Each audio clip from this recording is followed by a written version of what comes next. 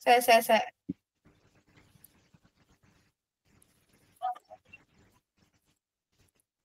Alay. Asnalay.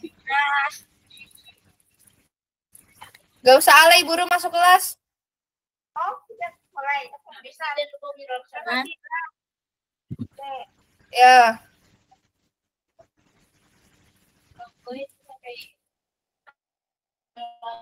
Udah, dia mau tahu masuk kelas.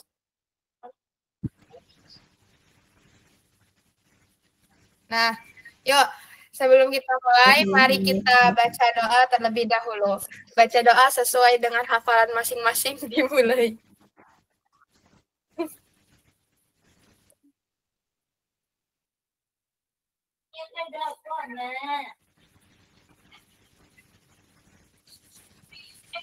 Tidak ada kata cukup untuk berdoa, mari kita mulai.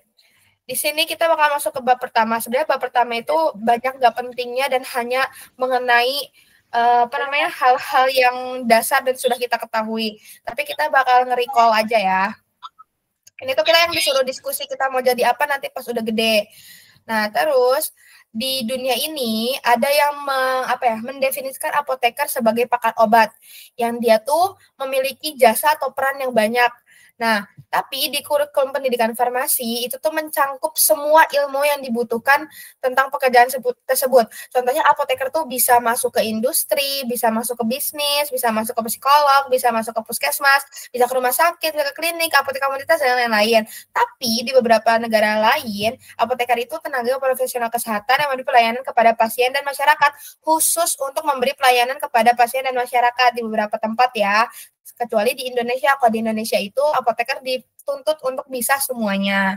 Nah, terus di sini ada 5 pilar pendidikan farmasi atau yang tadi kita udah tulis di notate itu Hafix, yang dimana itu tentang hayati, yang dimana kita harus belajar tentang sains yang ada di dunia ini, terus tentang ilmu farmasi yang tentang obat-obatan, industri tentang bagaimana kita bisa mendistribusikan obat, membuat obat dalam skala besar, menjaga kekuatan obat dan juga bioavailabilitas obat sampai ke tangan pasien dan lain-lain. Ada farmasi klinis yang dimana ini nanti kita kerjanya di rumah sakit tentang farmakologi, farmakoterapi, farmakodinamika, farmakokinetik, dan lain-lain. Terus ada farmasi sosial atau sosial farmasi. Farmasi sosial tuh adalah sikap kita terhadap pasien, terhadap orang luar, terhadap dokter, sesama apoteker, dan lain-lain. Nah, terus ini tuh adalah foto ketika kita sudah selesai profesi dan sedang janji apoteker atau sumpah apoteker. Sama aja kayak sumpah dokter gitulah.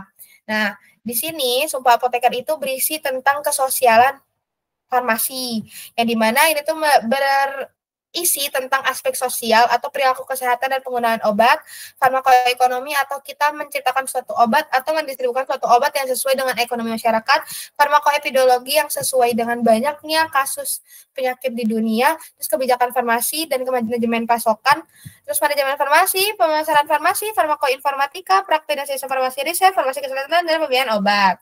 Nah, di sini tuh ibunya tuh ngebuat jadi 3 inti dari farmasi sosial. Ada yang dilihat dari sains, ada yang dilihat dari ada yang dilihat dari sains dalam sains, ada yang dilihat dari social science, ada yang dilihat clinical science. Maksudnya dari fundamental science itu kayak kita di lab mainin bakteri, jamu, dan lain-lain. Itu kan kita mainnya sains dan itu tidak bersinambungan dengan manusia. Kalau social science itu tuh tentang gimana kita caranya berkomunikasi, dan gimana caranya kita berinteraksi dengan sesama pasien, bagaimana caranya kita mengontrol emosi dan memberikan serta mendengarkan keluh kesah pasien dan lain. Kalau clinical science itu tentang orang-orang dalam kesehatan aja, kayak dokter, psikiater, farmasi, ahli gizi, dan lain-lain. Nah, terus mana ya?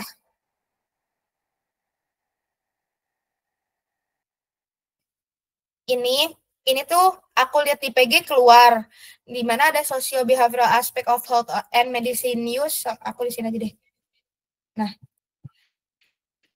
Nah, ini social behavioral aspect of health and medicine news itu gimana caranya kita berperilaku sebagai farmasi yang profesional sehingga pasien serta orang luar atau masyarakat itu memiliki perilaku yang sesuai dengan kita harapkan. Terus ada pharmacoeconomics yang dimana kita itu dilihat dari ekonomika suatu masyarakat atau suatu individu.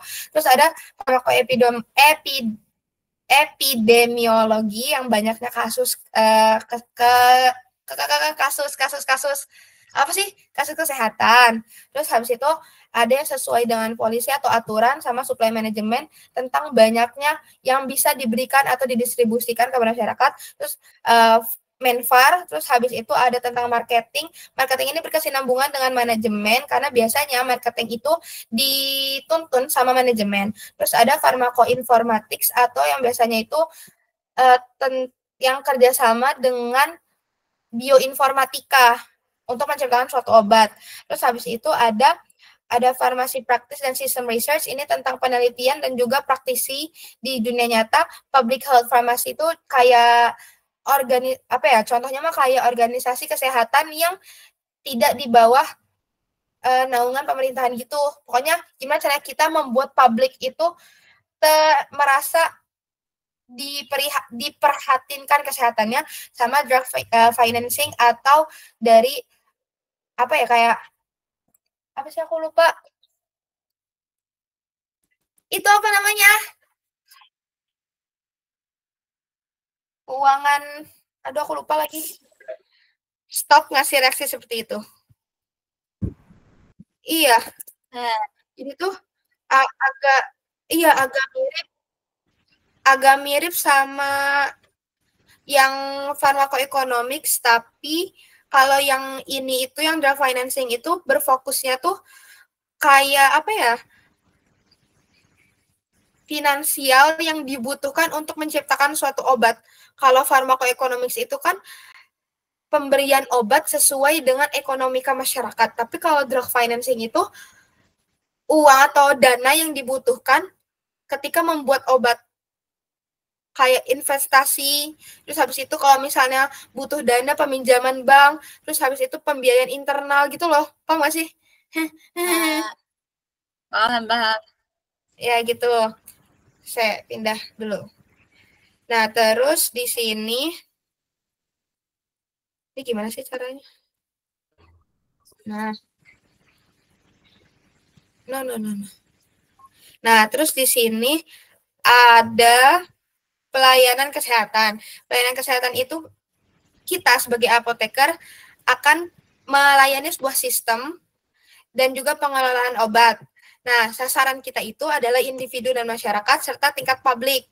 Nah, kita ini pengetahuan perilaku budaya dan aspek sosial lainnya tuh kita juga harus tahu tentang apa yang ada di individu dan masyarakat itu. Kayak ini masyarakat ini atau individu ini tuh hanya memiliki pengetahuan tentang obat sebatas paracetamol doang, nggak tahu aspirin tuh fungsinya apa gitu. Nah terus tuh ini perilaku di masyarakat ini tuh masih lebih percaya dengan obat tradisional dibanding obat-obatan yang sudah ada dan sudah terjamin di industri. Terus kita sebagai penyedia layanan kesehatan juga, kita itu harus menjaga sistem perawatan kesehatan, sistem kesehatan nasional, dan perawatan kesehatan. Kenapa? Karena nanti bakal dibahas di bab selanjutnya kalau kita itu adalah penyambung antara pasien, dokter, antara pasien, ahli gizi, antara pasien, psikiater, dan lain-lain gitu. Nah, terus di sini ibunya ngasih quotes, pemberian terapi obat yang bertanggung jawab untuk mencapai hasil yang pasti akan meningkatkan kualitas hidup pasien. Jadi kita nih yang udah bersumpah sebagai apoteker itu nggak boleh asal-asalan. Karena kita ini akan membawa kualitas hidup seseorang. Kalau kita asal-asalan, berarti kita mempermainkan kualitas hidup orang, gitulah kurang lebih ya. Nah, terus di soal STL yang keluar tuh ini si HFIX sama ini sosial farmasi ini di bab 1 ya, yang keluar sosial farmasi sama 5 pilar pendidikan farmasi, itu aja. Aku kasih highlight deh di catatan.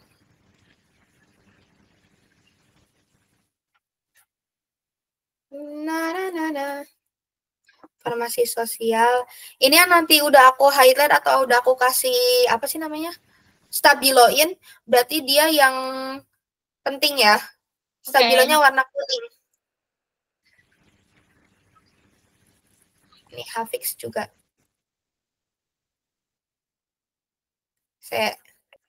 Oke, sudah. Lanjut ke ini mau lanjut ke bab 2 apa mau coba kuis 10 soal? Kuis 10 soal. Oke. Siapin kertas masing-masing. Terus sistemnya itu aku bakal nanya satu-satu ke kalian. Ini kan nanti bakal keluar kuis ya. Nih, ini kan nanti bakal kuis. Ntar. Ya udah. Bismillah, semoga bisa jawab. Kertas ya? Kertas digital ya? Nah, iya, Kertas digital boleh. Kenapa nggak ketika jadi komen? Please. Soalnya biar bisa ngelihat itu, biar bisa ngeliat nilai. Ya aku mikirnya gini loh, jadi ini kan ada soal nih, terus habis itu contohnya aku bilang, Hel apa jawaban kamu Hel? Nah tapi teman-teman yang itu materinya PKPS.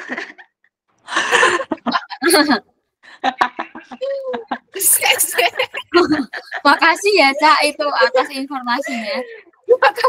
Karena aku bilang kan kuisnya sesuai di catatan, mungkin dia mikirnya oh semuanya sampai nama ibu-ibunya juga. Jangan-jangan Nama apa dosen apa ya? Farmasi. Enggak, ini nih. Nah.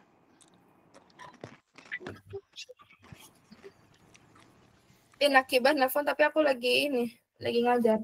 Bilang ke Nakibah, Ova yang ngajar dulu. WA-nya Gap. Cek, kedengeran nggak? Oke.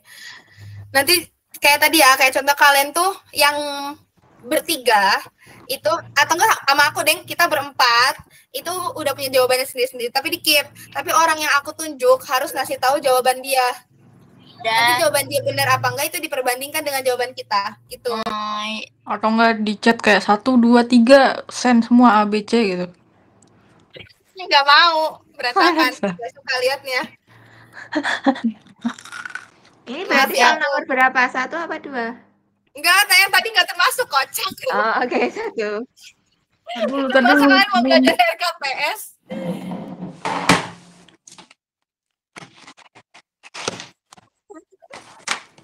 Ayo, udah belum. Nomor 1. Bentar.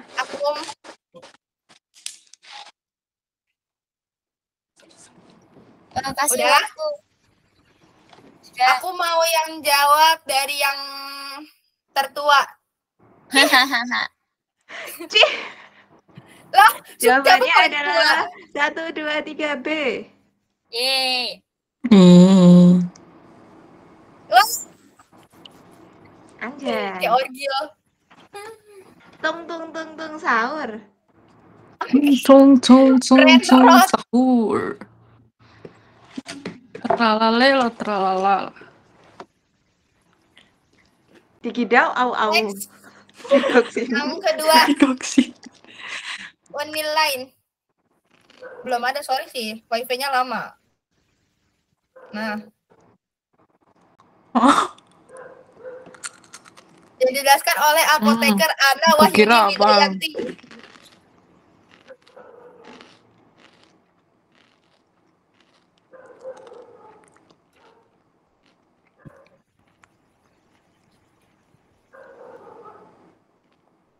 Ini kayaknya ini deh RKPS. Kayaknya iya deh. Ganti soal. Ganti soal ya saya. Tapi ini bisa tahunya mahasiswa cukup mengetahui teori. Soalnya kan dia belajar bagaimana konsep farmasi perilaku.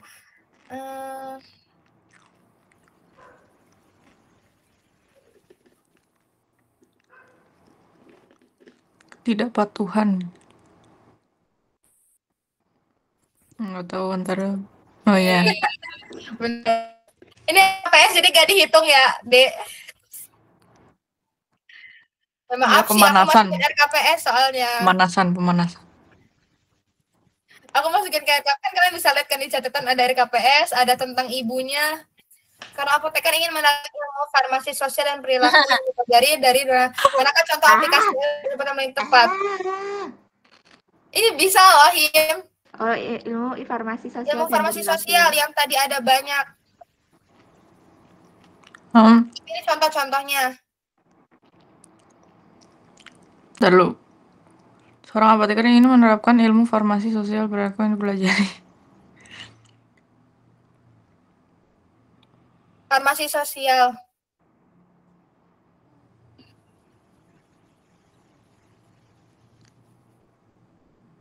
Oke. Ayo, Him. Helga dulu.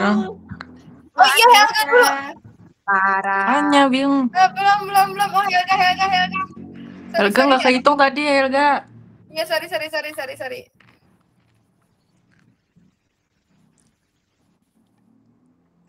2, 3. Hah? Kenapa tuh? Hah? Farmasi sosial ini semuanya masuk tau. Jangan-jangan yang dipelajari Bu Niken beda, ini yang dipelajari Kan yang tadi tuh, yang tadi science, yang ada 3, yang ada science, sosial, sama yang klinis. Nah, ini yang memberikan konflik kepada pasien hipertensi tentang kepatuhan pengobatan itu, dia masuknya ke komunikasi efektif. Nah, kalau menjual obat hipertensi itu masuk ke yang 10 yang tadi yang ada banyak. Marketing gitu nggak sih? Bukan, yang farmakoekonomik.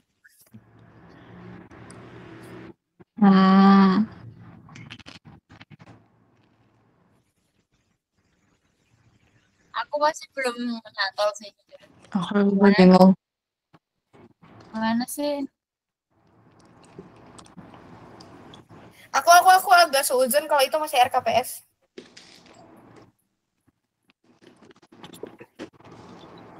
Aku mau nggak tahu.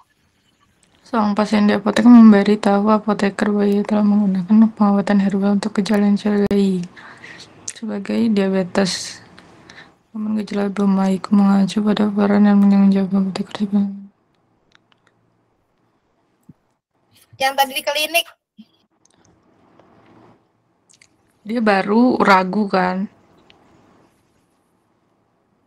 Enggak, jadi pasien tuh curhat ke apoteker kalau dia udah menggunakan herbal untuk gejala diabetes selama beberapa bulan, tapi gejalanya itu belum membaik. Gejala belum membaik. Nah, kita sebagai apoteker harus apa?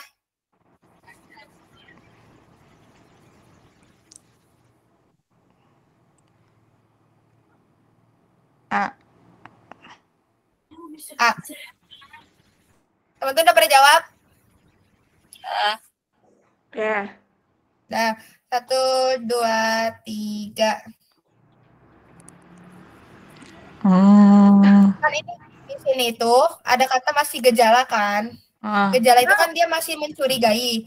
Kita tuh belum tahu loh, ini tuh dia beneran diabetes gak sih? Soalnya emang semua pasien tahu tentang kesehatan. Gimana kalau misalnya pasiennya bukan seseorang yang mengenali kesehatan? Dan dia kan masih dicurigai. Nah, kalau misalnya dicurigai, kita itu pasti harus nyuruh si pasien buat ke dokter aja. Karena kita nggak bisa asal ngasihkan. Dan kita kan sebagai apoteker juga harus ada komunikasi antara pasien dan juga dokter yang masih mencurigai bahwa dia itu punya diabetes. Kalau ternyata itu bukan diabetes gimana? Tapi yang lain gimana? Masa iya kita nyuruh dia buat minum obat bebas diabetes, nanti yang ada malah terjadi resistansi atau suatu hal yang kita nggak mau gitu. Emang punya nggak buat merujuk ke dokter? Maksudnya merujuk itu kayak bilang nyarankan kamu ke dokter aja gitu. Oh, enggak cuma kayak tersirat gitu kan, enggak yang kayak ada tugasnya sendiri merujuk. Kan kayak biasanya kalau merujuk kan kayak dari puskesmas ke rumah sakit besar gitu kan. Iya. Enggak, ini beda, ini secara umum. Oke. Farmasi bukannya dapat rujukan dari dokter ya? I mean kayak dokter ngasih, nanti tinggal ke apoteker minta rujukan hasil ini gitu nggak sih? Biasanya obat. Farmasi. Kalau itu kan kayak apoteker ke dokternya kan, jadi kayak cuma saran aja nggak sih? Cuma menyarankan pasien untuk ke dokter. Kalau dokter ke apoteker ada. Iya, resep. Mending kamu ke dokter deh gitu. Jadi Dia enggak kayak Ngapain kamu kesini? atau enggak ya ngomongnya Ngaku yang baik diabetes. kocak. Ngomongnya yang baik kocak. Ngomongnya gini, ya lu udah tau masih curiga malah datang ke gue, sana ke dokter lah. Ngaku diabetes beneran deh nih. Minumnya obat herbal. Mempan nggak? Dalam kurung berkata dengan lemah lembut. Anakku Kesma kok begini. Apa ini? Ketidakpatuhan pengobatan di komunitas sehat. Ketidakpatuhan. Yang terbaik yang harus diambil. Ketidakpatuhan.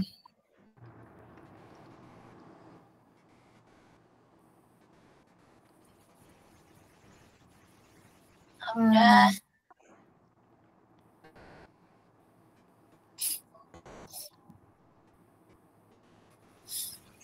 Udah? Udah. Udah semua? Oke. Apa, Kar?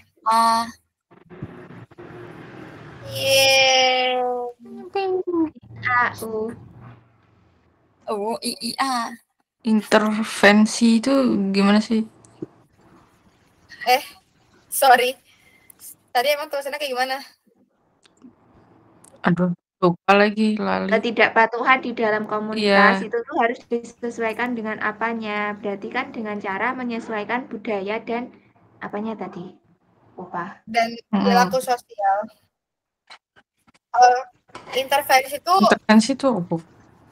Intervensi itu tindakan atau perilaku kita ketika terjadi suatu hal tertentu ya. Perilaku yang kita berikan. Seorang pasien dipertanya datang ke apotek untuk menebus obat. Ia mengaku sering lupa minum obat dan merasa tidak ada perubahan signifikan pada kesehatannya. Prinsip farmasi dan pharmaceutical care, tindakan yang paling tepat yang harus dilakukan oleh apoteker yang lembah lembut dan tidak sombong adalah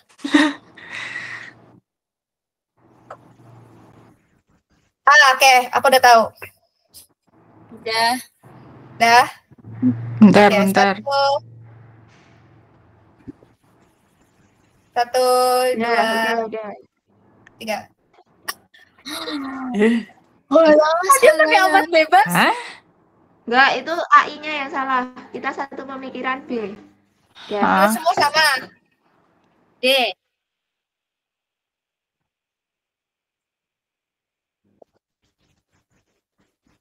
Orang jelas-jelas di PPT itu bilang kalau semisal ada orang yang dia tuh nggak percaya karena nggak ada perubahan lama. Nah itu tuh kita harus memberi sosialisasi kalau dia tuh obatnya itu bekerjanya secara lama gitu. Pokoknya intinya di PPT itu tuh bilangnya gitu. Tapi bisa-bisanya sih ini tuh kurang belajar dia. Mungkin AI-nya ngantuk. Belum nyicil. Hajam. Bukan jamin. AI-nya juga malas ngeliat gue. Karena pasien diabetes tipe 2 kesulitan mengontrol gula darahnya meskipun mendapatkan resep yang tepat. Dia juga diketahui menggunakan pengobatan tradisional dan berkonsultasi dengan dukun. Selain dokter, bagaimana konsep pluralisme medis dan determinan sosial kesehatan dapat menjelaskan ketidakpatuhan pasien ini? Kok udah pluralisme? Ini sempat disenggol. Kok Aca lagi? Kan tadi Aca udah salah. Maksudnya Aca. Aca. Random. Stop. Oke.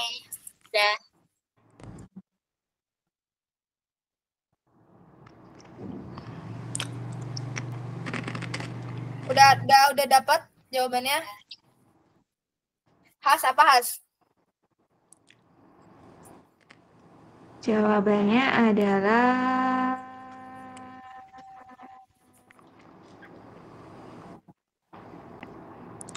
B salah. C. Mengeliminasi. Eliminasi di mana pasien mencari pengobatan dari berbagai sumber dapat mempengaruhi kepatuhan pasien. C salah. C bisa jadi. D bisa Hmm. jadi. Determinan sosial kesehatan tidak berpengaruh pada perilaku kesehatan dan salah. Dia salah. Antara A sama C. C. Aku nggak nyambung. Pribadi. Nggak nyambung.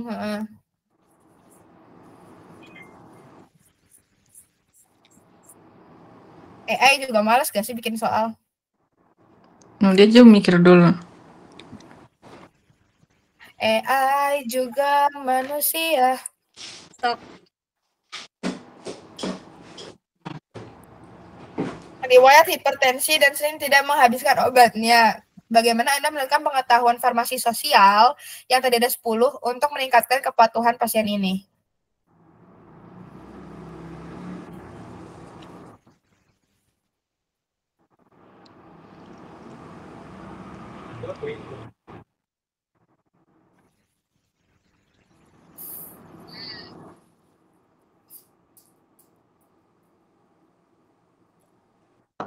Hel, jawabannya. Udah. Hel.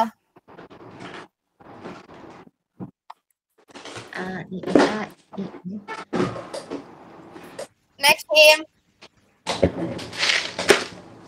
No. Ya. Sambil ngemil ya, Prof. Mau kayak Bu Ritma. Pasti kan ini menerapkan prinsip-prinsip farmasi sosial dalam pekerjaannya. Sorry, kepencet. Yeay. Bener. Kepencet, maaf. Mencerminkan penerapan farmasi ulangin. sosial. Aduh, dicerna dulu. Farmasi sosial Memfokuskan memfokuskan pengembangan obat baru untuk penyakit kronis dengan mengabaikan, nah ini ada kata mengabaikan faktor sosial ekonomi pasien, sedangkan farmasi sosial itu dia juga melihat dari finance sama farmakoekonomi. Berarti ini salah ya. Enggak sosial. Data penjualan obat untuk mengidentifikasi tren pasar dan memaksimalkan keuntungan apotek ini enggak. Soalnya analisis data penjualan itu dilihat dari banyaknya kasus, bukan mengidentifikasi tren pasar ya. Beda sama kalau orang yang jualan tapi bukan obat, itu dilihat dari tren yang terjadi di lingkup kita. Tapi kalau untuk obat itu harus dilihat dari epidemiologi yang terjadi di suatu populasi. Dan ini tidak boleh hanya semena-mena untuk keuntungan apotek.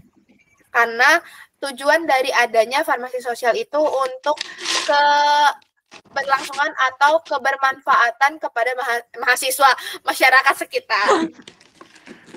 Ini BTW nggak direkam loh. Atau ada yang rekam? Enggak. Ya udah nggak apa-apa, nggak usah. Udahlah. Nah, terus habis itu ada mengevaluasi efek usaha program pengobatan dengan mempertimbangkan faktor kepatuhan pasien dan akses terhadap pelayanan kesehatan. Ini benar ya, soalnya kita melihat dari kepentingan pasien, terus habis itu kepentingan layanan kesehatan, sama juga kepentingan farmasi. Mengelola stok obat di rumah sakit untuk memastikan ketersediaan obat dan meminimalkan biaya pengadaan. Nah, ini yang stok obat ini nggak boleh asal. Kenapa? Soalnya kalau asal ngestok itu jadi buang-buang. Yang di manajemen farmasi kan stok obat juga ada perhitungannya. Kalau misalnya sudah melebihi kadaluarsa tapi itu dia masih menjadi stok dan tidak dikeluarkan dari gudang, itu kan malah mengeluarkan biaya yang lebih besar. Jadi di sini untuk meminimalkan biaya pengadaan itu salah ya. Izin ambil minum. Gak boleh. Habis ini dah.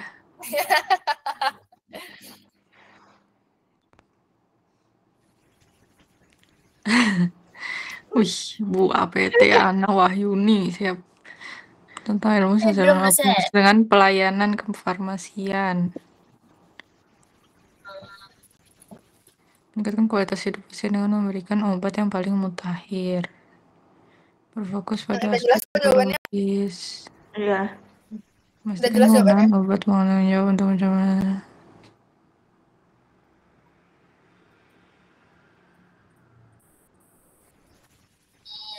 Udah? Pelayanan itu yang kayak di itu kan, apotek gimana sih ya?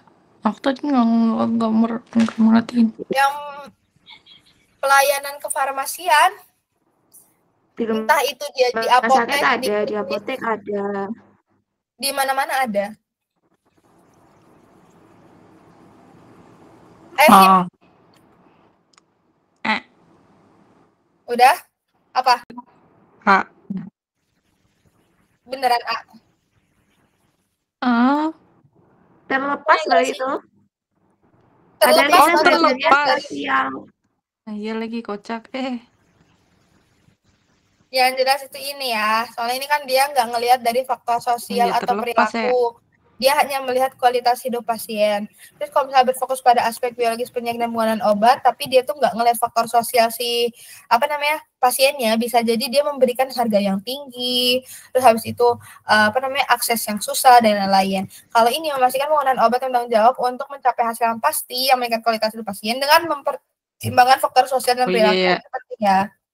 Oke, aku nggak ngeliat terlepas. Oke. Lanjut. Aku mau ambil ambil teh. Itu Ayo bakar. soalnya nggak fokus, dilarang minum sama aja, parah. Loh, yang tadi pagi nggak fokus, nggak bisa di back siapa ya? Stop dong, itu luka lama. Jangan buka luka lama. Oh iya.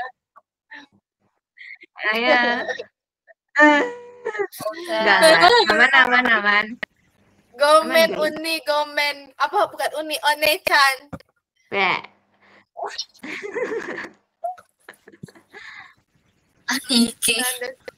Cowok kamu. Ini tinggal 2 soal lagi udah 10 soal. Iya, makanya ini. Apa kan? Yeay. Lanjut.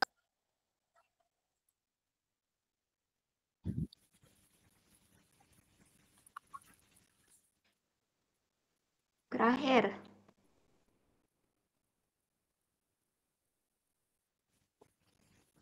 Lama ya, maaf ya. Informasi sosial untuk meningkatkan pelayanan kesehatan. Maka di kegiatan itu mencerminkan penerapan farmasi sosial sesuai tujuan pemberian analisis dampak sosial ekonomi dan kebijakan pemberian obat baru, perannya intervensi untuk meningkatkan pengobatan pasien diabetes, bisa teori perilaku kesehatan, mengembangkan formula baru untuk obat anti hipertensi, melakukan uji klinis untuk Ya, betul. Ya, satu lagi. Lah, udah ini satu lagi. Oh. Udah sampai ke Aca berarti udah 10. Nah, terus salah. Masuk ke perilaku penggunaan obat. Nah, itu ini tuh sudah ini. Pro dong. Pro. Bayar, beli. Bayar. Oh. Iya, bayar. Masih tahu, Cak. Aku barengan sama temanku. Setahun 2 juta. Tahunnya?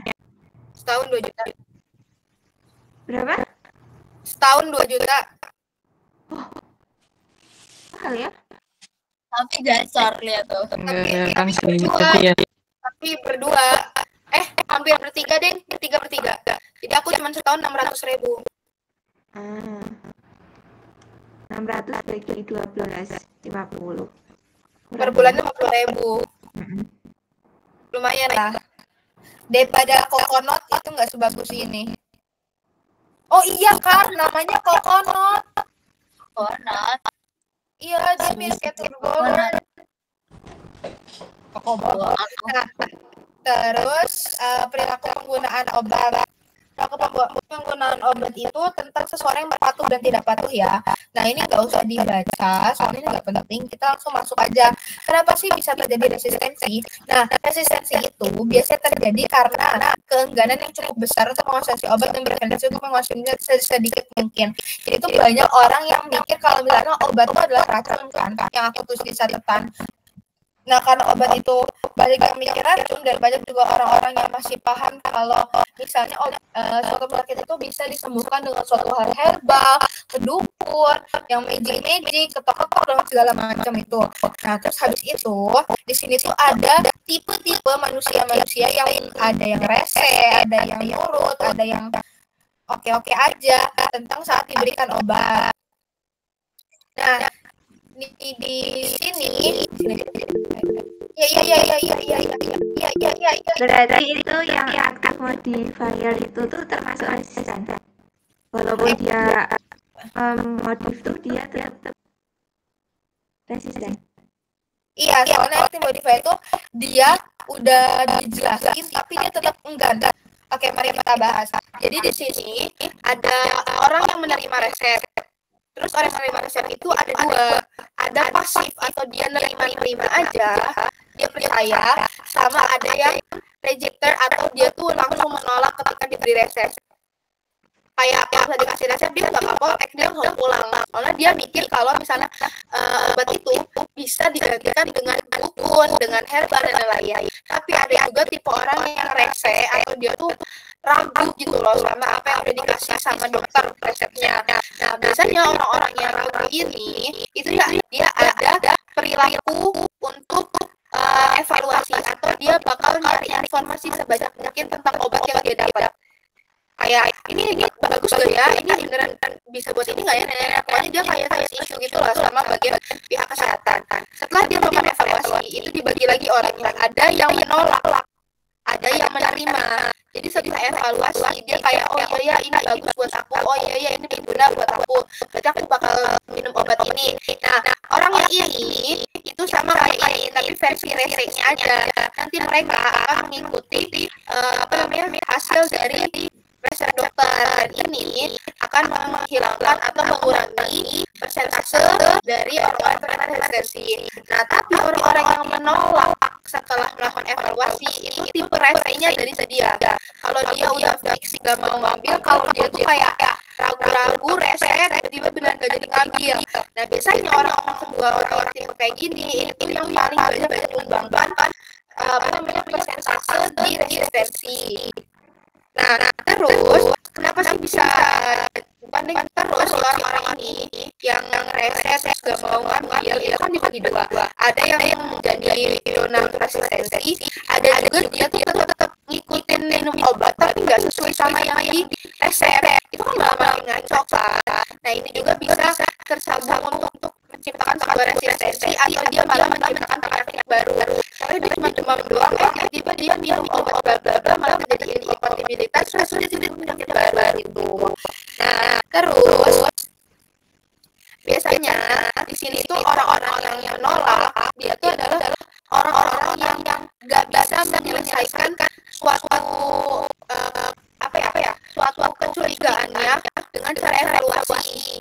Jadi kan kalau misalnya orang yang ragu terus dia tuh takut, akhirnya dia melakukan evaluasi, tapi orang-orang yang takut nggak mau melakukan evaluasi dia langsung menolak. Jadi kayaknya dia nggak mendengar pendapat orang lain gitu. Nah, biasanya kasus-kasus yang kayak gitu bersinambungan dengan efek obat yang dikasih yang sudah terbilang terjadi income gimana nanti akhirnya malah menambah obat gitu. Pokoknya berarti ada tipe orang ya, ada yang nurut, ada yang bebel, ada yang rese. Yang rese nanti ada yang nurut, ada yang bebel. Nah, yang bebel bagi-bagi lagi, ada yang cuma resistensi, ada yang malah acok gitu. Ini tadi jawabannya tadi udah skip lagi. Nah, terus kenapa sih banyak orang-orang yang melakukan kayak gitu? Karena beberapa orang itu ketika dilakukan data perspektif itu banyak orang-orang yang evaluasi dengan cara obat dan membiayainya. Contohnya dikasih resep X. Nah, ternyata resep X itu isi kandungannya menjadi apa? Resep yang murah. Atau kalau dia lebih baik kita para mau ada yang murah dibanding hasil resep dokter. Terus harus ada harga men. Orang yang kayak gini itu sesuai dengan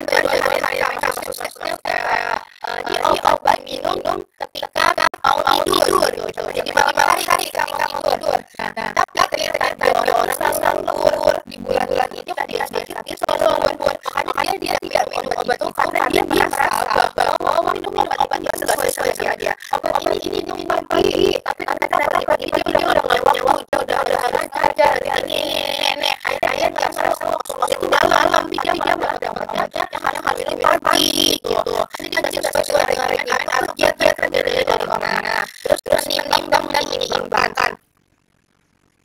Nah itu banyak orang-orang yang ada dalam video itu dia nanya orang-orang yang juga mengkonsumsi ini layaknya enggak sih? Apa ini sebenarnya dibandingkan itu juga apa aku lebih baik sama ya aku teman-teman gini gitu. Nah saya ada efek samping. Nah itu kan sih kalau dikasih obat apa sama sih mikir efek samping kan? Ada orang yang nggak mau minum obat karena dia mikir tuh kalau aku minum obat ini nanti aku ngantuk, nanti aku jalan hari kalau ngantuk nanti aku di kerja nggak fokus, nanti aku di kuliah nggak fokus, nggak usah minum deh, aku nggak mau nanti ada efek samping seperti lagi kegiatan. Banyak orang yang tidak meminum obat karena takut akan efek sampingnya. Nah terus ada juga orang yang yang melakukan evaluasi itu dihentikan ada dua kan evaluasi minum obat dan ada juga yang bebel nggak minum obat. Nah biasanya orang-orang yang bebel nggak minum obat itu dia menghentikan obat yang dia minum, dia melihat apa yang dia contohnya dia minum suatu obat dia rasa setelah habis minum obat ini aku jadi deg-degan ya, aku jadi keringetan ya, aku jadi muntah ya, karena dia udah ngerasain hal itu dia mikir aku nggak mau minum obat ini lagi, aku jadi capek muntah terus, aku nggak mau minum obat ini, aku jadi tremor, aku nggak mau minum ini, aku jadi ngantuk kelas gitu. Akhirnya ini mirip sama efek samping, tapi bedanya kalau efek samping itu ketika orang belum merasakan, tapi kalau misalnya menghentikan obat dengan apa yang terjadi itu setelah dia merasakan dia berhenti. Ini dia hanya mendapat info tentang efek sampingnya. Nah, terus ini mengamati orang lain mendapatkan informasi. Jadi dia kayak sebelum minum obat itu, dia cari orang yang minum sama-sama obat itu. Dan dia lihat orang itu, orang itu kalau bisa setelah minum obat itu, kok dia jadi tremor ya? Aku nggak mau itu kalau temanku habis minum ini jadi kayak orang lain ya, jadi orang mau gitu. Akhirnya dia nggak mau minum obat yang sama, padahal dia butuh. Nah, terus di sini indikator dan indikator dan subjektif itu tuh aku kurang paham, tapi dia tuh yang subjektif itu mirip sama mengamati orang lain. Jadi dia melihat orang secara subjektif kayak kalau misalnya dia kayak gitu pasti aku juga kayak gitu, padahal metabolisme setiap orang kan beda-beda. Bisa jadi di hasil tremor tapi dia enggak gitu. Kekhawatiran tentang obat itu yang tadi aku bilang mirip-mirip sama di efek samping yang kalau misalnya dia tuh takut kalau misalnya endingnya dia jadi ketergantungan sama obat kayak obat asma. Kalau misalnya nggak minum obat asma dia malah jadi kebiasaan nafas dan dia ketergantungan. Kan ada beberapa orang juga yang bilang kayak nggak mau pakai skincare nanti ketergantungan, kalau nggak pakai brosur nanti protein ini, karena ada orang mikir kayak gitu. Itu sama aja di obat. Terus habis itu non-aseten itu dia tuh berpikir bahwa dia tuh bukan seorang penyakitan. Contoh yang kemarin aku ambeien, terus habis itu aku dikasih obat.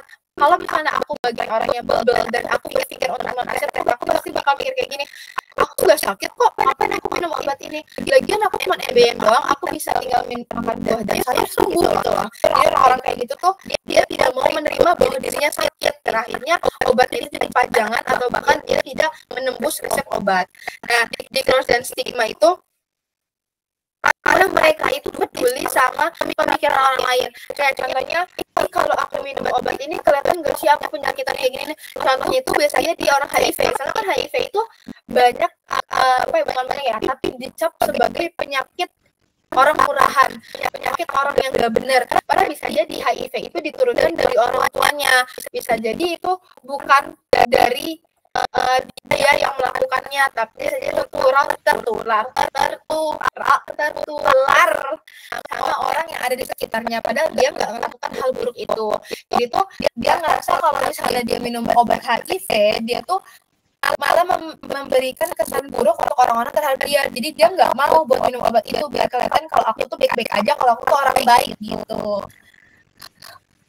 Nah, terus yang tadi obat dan identitas itu mengenai semua yang di atas ini.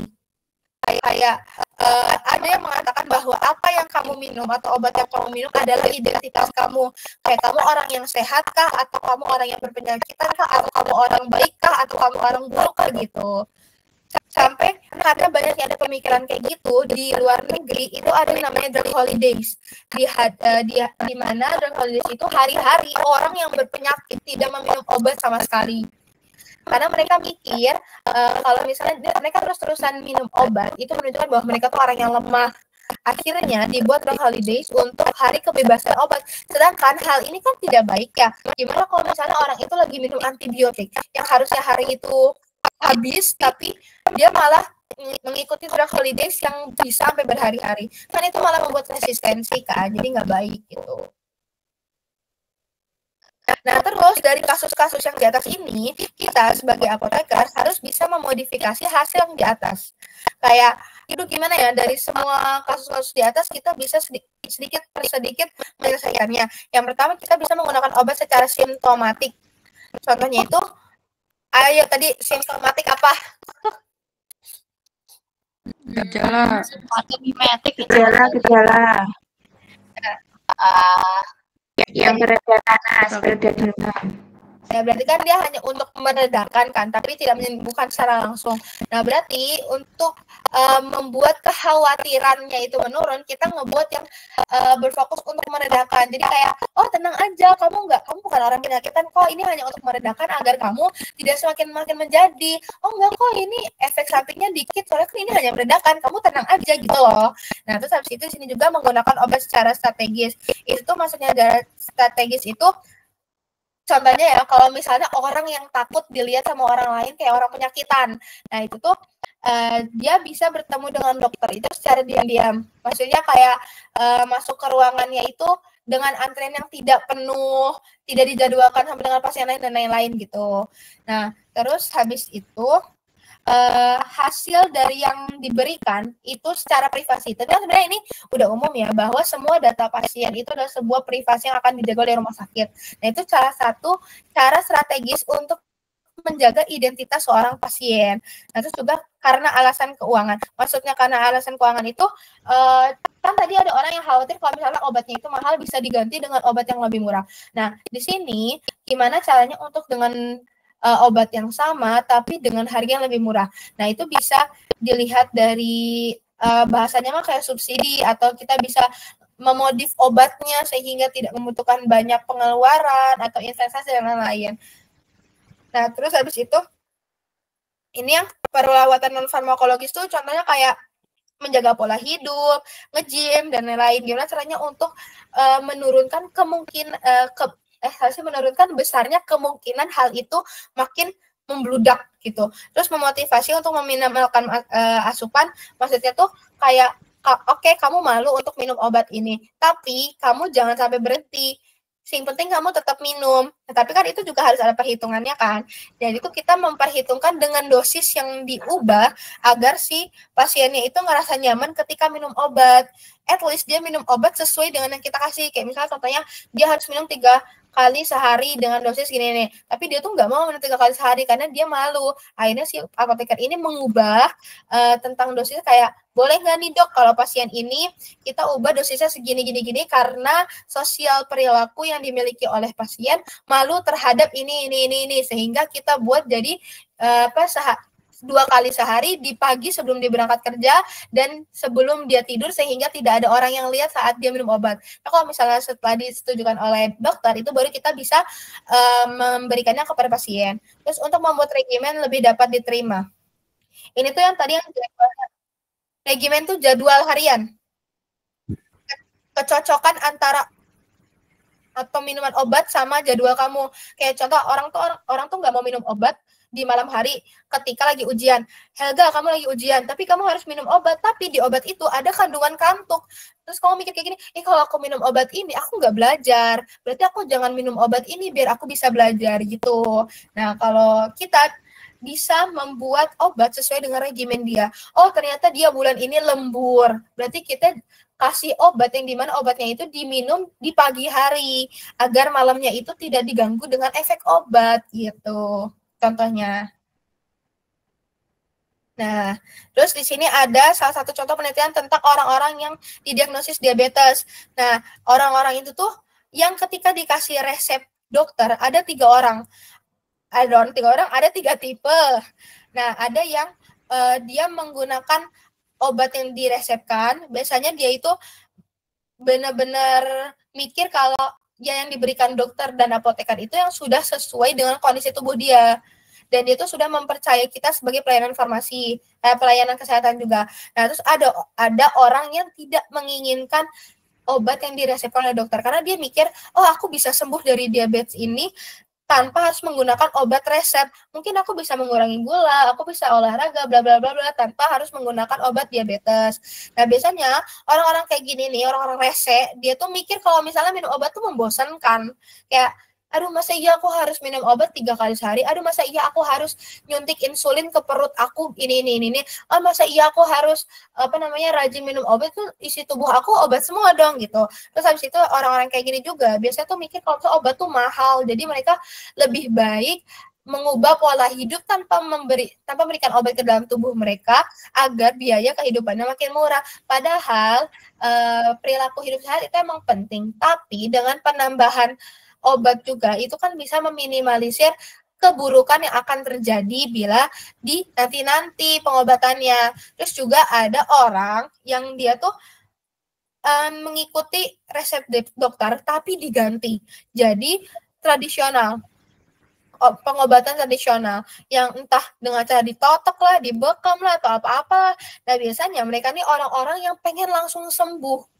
Nah, tuh habis itu mereka itu orang-orang yang sudah mengalami sebuah efek samping kayak aku kalau minum obat diabetes ini efek sampingnya gini, mending aku ke obat tradisional aja, mending aku dibekam aja, mending aku ke dukun aja gitu. Terus orang-orang ini juga orang-orang yang sempat trauma karena obat yang dia dapatkan itu tuh gak sesuai dengan keinginan dia, gak efektif di dia. Akhirnya dia mikir, udahlah kalau yang tradisional aja gak efektif ya aku. Terus habis itu karena alasannya juga orang-orang ini tuh gak percaya dengan hasil yang disintesis di dalam lab. Karena dia mikir, ini kimia semua, lebih baik kita yang alami-alami aja gitu. Nah, biasanya ini juga ada tekanan dari orang tua kayak, aduh Nok, gak usah lah Nok, pakai ini aja, minum jamu aja gitu. Nok? Kenapa? Nok, bukan Nok. Kan tulisannya NOK, Nok. Iya, tapi bacanya kayak Nok, bukan Nok, tapi Nok, gitu loh. Apa sih? Dia aksennya nggak benar, aksen Jawanya. Udahlah, sudah aja. Gak usah jadi. Ya udah sih. Ini sama ya, ada 3 orang. Ada 3 tipe, intinya mah 3 tipe. Nah, tapi kalau misalnya si orang ini nih yang si rese, dia tuh dibagi 2 lagi yang tadi itu. Udah deh habis. Tentang perilaku penggunaan obat. Ada yang ingin ditanyakan?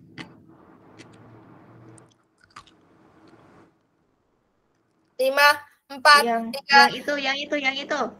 Yang obat dan identifikasi itu berarti dia tuh kayak kalau dia minum obat itu tuh bakal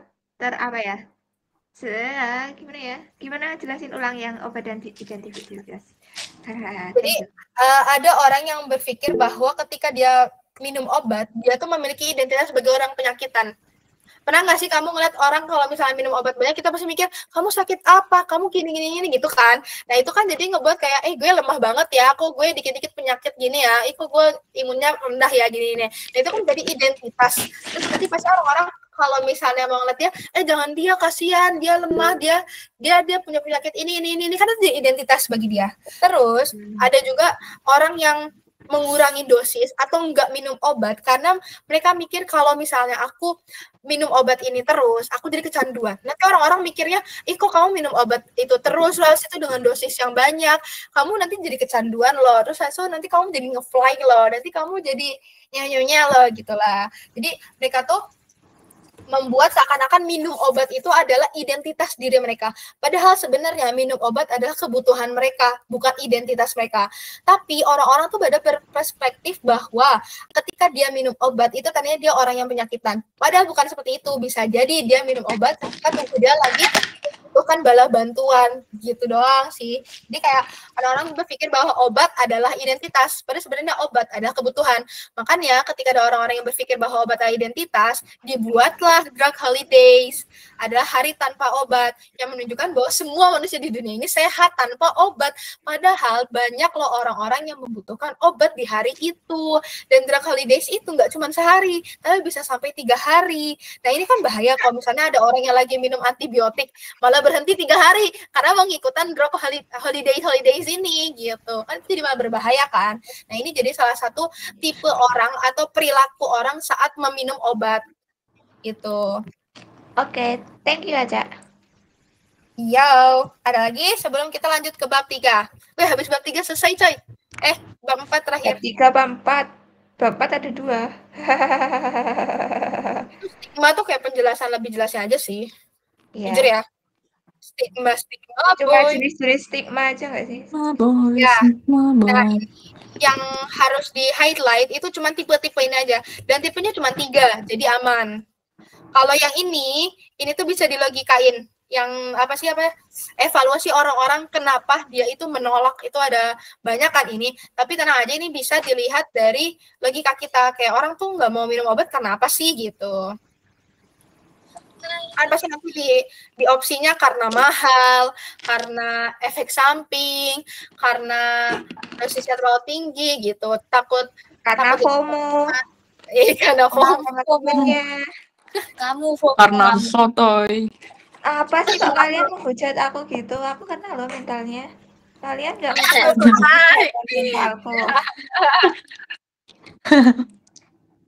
Emang kalian tuh. Lanjut. Kepatuhan. Kita ke adherence medication. Duh, mules ya Allah. Kenapa? Kepatuhan terhadap Ana Wahyuni. Siap, saya patuh.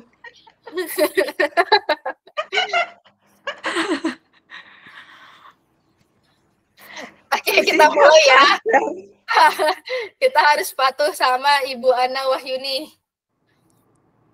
Nah, oh iya, termasuk ini pengaruh. Bu Eka. Bukan. Itu Bu mah Ana tuh lebih ini. sosial nggak sih penelitiannya? Iya, Bu Ana tuh ini temennya Pak Purwanto, sama-sama Kaprodi. Temanku juga. Temennya banget. Sokap banget. Ya, ngantuk. Yuk, di sini kepatuhan itu ada yang menerima, contohnya ya, ada yang menerima antibiotik. Nah, antibiotik itu kan harus diminum setiap hari, kalau enggak nanti resistensi. Nah, itu termasuk kepatuhan dalam minum obat. Terus tuberkulosis atau TBC. TBC itu kan harus rajin ya, setiap 6 bulan 6 bulan itu obat harus habis. Terus nanti setelah 6 bulan kalau misalnya dosisnya diturunin, itu nanti ikut lagi gitu kan. Jadi kan pengobatannya minimal 6 bulan ya TBC itu, dan itu harus patuh. Kalau misalnya 1 hari kelewat aja, itu diulang dari awal 6 bulannya gitu. Terus itu ada diabetes dan hipertensi. Nah, dia itu kenapa harus dibilang sebagai contoh kepatuhan? Karena orang-orang diabetes kalau misalnya sehari aja nggak disuntik insulin, itu bisa ngebuat luka kecil jadi busuk dan lain-lainnya, pokoknya jadi makin parah gitu. Nah, terus kalau misalnya kepatuhan pada terapi jangka panjang, contohnya kayak asma, hipertensi, diabetes, dan HPS, dan segala macam. Nah, terus dampak ketidakpatuhan terhadap pengobatan itu dikasih tahu, dijelasin di panah ini. Nah, drug-related problem atau orang-orang yang ngerasa bahwa obat itu bermasalah, atau maksudnya dia nggak suka sama obatnya, itu akan memberikan aksi yang tidak efektif. Terus habis itu menurunkan hasil dan kualitas dari produk, sama menurunkan kualitas hidup karena obatnya dijadikan bahan mainan setengah-setengah. Akhirnya hal ini juga meningkatkan pengeluaran biaya kesehatan. Kenapa gitu?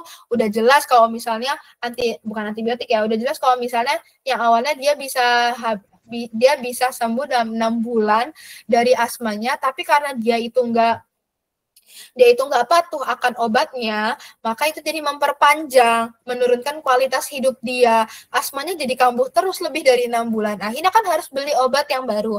Dan itu kan meningkatkan pembiayaan kesehatan gitu.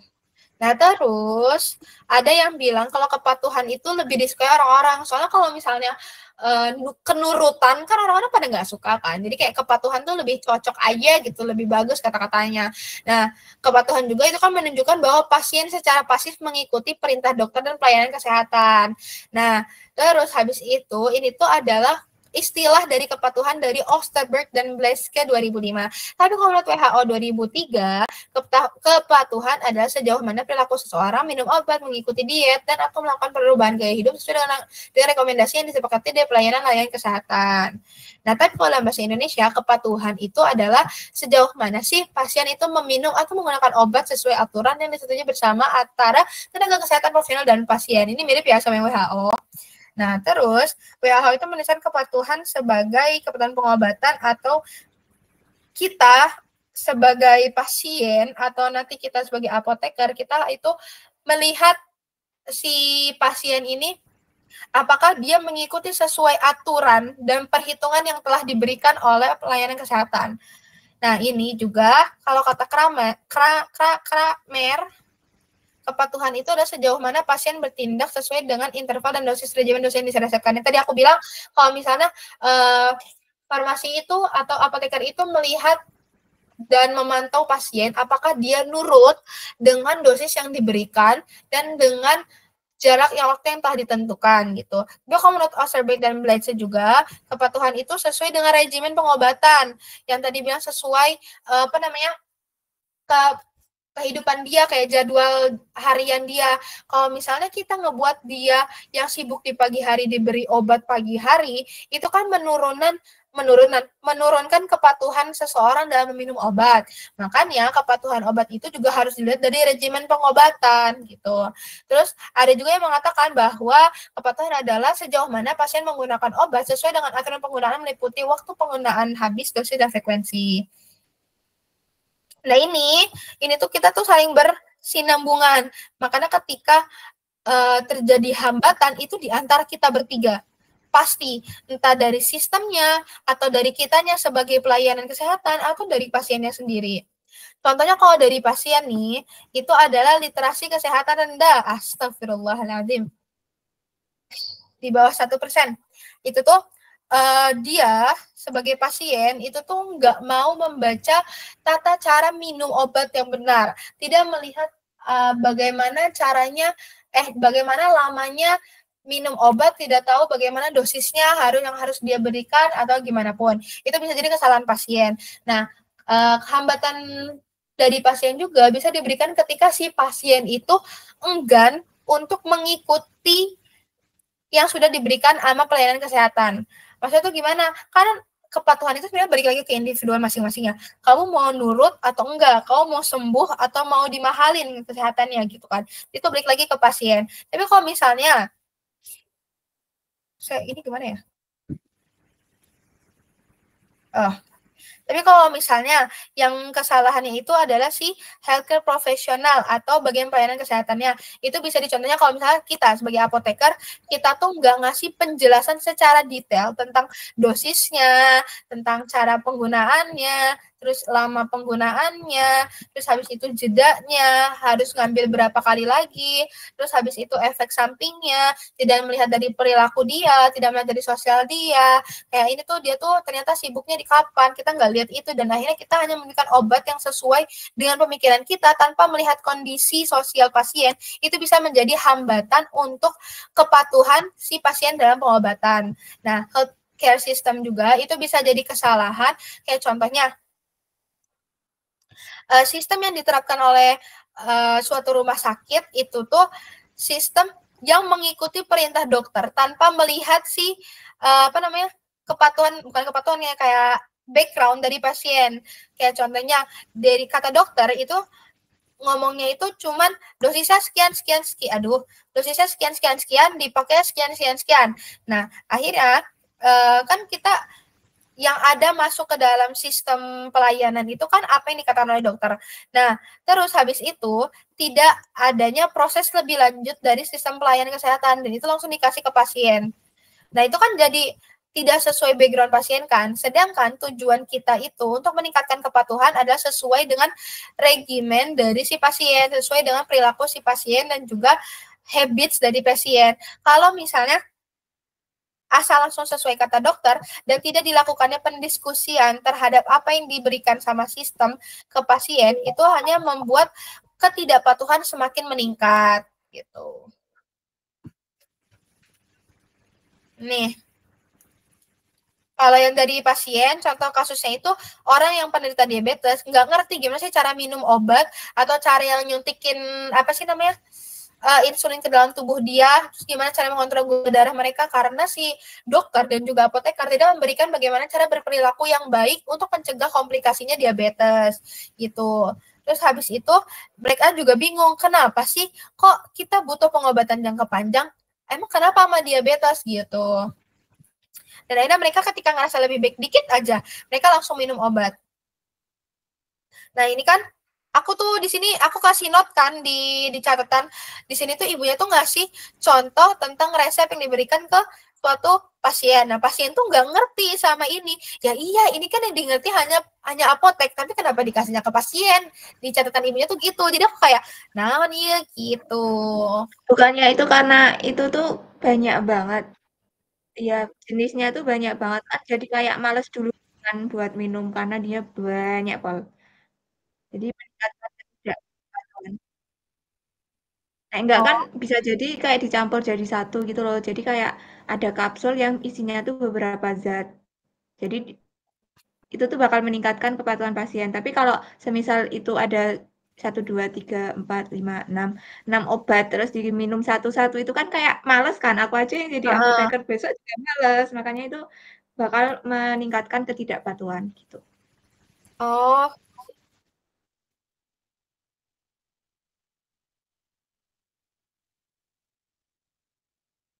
Oh, di sini aku nulisnya kok resepnya dikasih ke pasien. Ya bener, resepnya dikasih pasien, nanti pasiennya ngasih ke farmasi. Bener kok. Bener. Tadi catatanku. Oh iya. Di catatanku aku bilangnya kok ngasihnya ke pasien, kasihnya ke apoteker lah. Kalau dokter yang ngasih ke pasien. Aku ngantuk itu. Again, next. Apun apoteker gak bisa baca itu. Itu malu doang. Gimana? Pot. Morfin. Pot. Kalian kerapat. Contohnya Pasien, juga kalau misalnya pasien. orang kan nggak paham nih sama yang ini tuh, habis itu si apoteker tuh cuman ngejelasin yang ada di apa sih itu namanya tempat obat.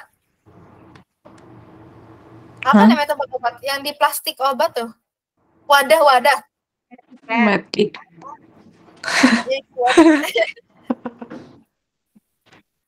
Ya pokoknya itu. Nah terus kan di situ tulisan 3x1. Orang-orang yang nggak sering atau nggak tahu tentang 3x1 kan ini bingung. Ini maksudnya 3x1 apa ya? 3 hari sekali atau 3 kali sehari gitu kan. Nah terus si apotekernya tuh cuma ngasih doang. 3 kali ntar. Kan itu jadi bingung kan orang-orang tuh. Jadi kayak ya udahlah ini jadi minumnya tuh sesuai kepercayaan masing-masing gitu. Nah, contoh sistem layanan kesehatan itu kayak biaya pengobatan, akses yang buruk ke pengobatan, sama prosedur yang kompleks yang kayak tadi. Kalau prosedurnya itu lewat mesin, itu kan biasanya di mana ya? Kalau nggak salah di JIH, tapi aku nggak tahu ya sistem JIH itu apakah ada, kalau pasien kompleks itu kayak gimana aku nggak tahu. Tapi yang aku paham itu data aku, penyakit aku, terus keluhan aku itu tuh masuknya tuh di komputer. Jadi apa ya? Jadi tuh nggak ini loh, jadi nggak ada diskusi antara dokter dan farmasi sama pelayanan kesehatan yang lain. Pokoknya si dokter nulis di komputer apa obat yang aku butuhin, terus habis itu langsung dikasih ke bagian komputernya apotek, dikirim ke komputer yang bagian apotekernya. Nah terus aku kayak kalau misalnya penyakitnya kompleks kan ini kan tadi bilangnya harus sesuai dengan regimen dan juga harus sesuai dengan background sosialnya para pasien. Nah, tapi kalau misalnya sesuai dengan komputer dan sesuai dengan apa kata dokter aja yang tadi aku bilang di awal, itu tuh bakal ngebuat pasien tuh jadi nggak patuh, soalnya nggak sesuai dengan yang dibutuhkan oleh pasien, nggak sesuai sama regimen pasien, nggak sesuai dengan yang diinginkan pasien gitu. Tapi aku nggak tahu ya di JIH itu kalau misalnya pasien yang penyakit kompleks itu apakah ada apa sih namanya, ada diskusi antar pelayanan kesehatan apa enggak, aku nggak tahu. Soalnya itu aku benar-benar semua dataku langsung dimasukin ke komputer gitu. Harusnya kayak pas pasien komunikasi sama dokter, di situ dokter nanya juga. Nah, baru ngasih obatnya yang benar gitu. Ya, Kita karena nggak ini kan ribet. yang aku rasain kan kemarin gitu pas aku dikasih obat ambeien, dokternya tuh langsung bilang, oh ya pakai obat kemarin ya gini, tapi tuh nggak nanya apakah itu efek sampingnya apa, ini apa, gini. Terus pas aku di farmasi juga, bagian apotekernya tuh kayak bilang, ini sesuai dokter gini ya, minumnya segini, tapi nggak dikasih tahu efek sampingnya. Terus habis itu nggak dikasih tahu waktu minum obatnya lebih baiknya kapan. Nah, karena kemarin juga itu udah ngasih tahu yang kalau misalnya 3 kali sehari berarti 24 dibagi 3 itu apa sih kayak rasio pengambilan obatnya, kan aku jadi tahu. Nah, tapi kalau misalnya orang yang bukan orang kesehatan cuma dikasih taunya 3 kali sehari, terus dia minum setiap 2 jam sekali, kan itu jadi salah kan? Itu jadi berabe. Nah, itu kan nanti malah memberikan hasil yang tidak diinginkan atau masa efek samping yang besar. Akhirnya kan terjadi hambatan dari pasien untuk minum obat gitu. Nah, contoh depresi yang kompleks juga orang-orang BPJS. Ya Allah, kasihan banget orang-orang BPJS. Orang-orang BPJS itu kan suka dijadiin second choice kan. Dan jadi itu udah mana prosedur dari BPJS-nya kompleks, pelayanannya lama, dan lain-lain itu jadi pokoknya kasihan deh yang BPJS, dan itu kan jadi hambatan orang-orang untuk berobat. Akhirnya kayak ya udah kalau sakit ke dukun aja deh, udah kalau sakit mending ini aja deh, mending bekam aja dan segala macam gitu. Terus habis itu gimana sih cara kita mengukur kepatuhan pengobatan seorang pasien? Nah, biasanya kita itu melihat atau dilakukannya data analisis tentang orang-orang yang di sekitar itu obat dalam darahnya itu berapa. Itu biasanya dari kuesioner. Terus juga ada observasi langsung atau dilihat dari stok obat yang ada di apotek atau di rumah sakit, kayak ini obat sisanya masih segini, kayak misalnya kan aku waktu itu disuruh datang ke JIH lagi 3 bulan setelah pemberian obat pertama. Terus pas datang ke 3 bulan pertama, sisa obat aku berapa sih? Apakah aku patuh untuk minum obat itu, obat ambeien itu atau enggak? Kok pas dilihat, masih ada untuk 3 hari lagi ya, berarti masih ada obat sisa nih. Berarti orang itu atau aku kemarin nggak patuh untuk minum obat ambeien. Nah, terus tuh tingkat pengisian ulang resep. Misalnya aku datang lagi untuk konsultasi yang 3 bulan setelahnya, aku bilang, aku masih berdarah BAB-nya gitu. Terus habis itu dicek lagi, oh iya ini apa sih namanya yang penjualannya itu belum keluar tapi masih di dalam. Nah, itu berarti harus ada pengisian resep ulangnya itu apakah sama dengan yang kemarin atau dosisnya ditingkatkan. Terus habis itu monitor pengobatan elektronik, contohnya kayak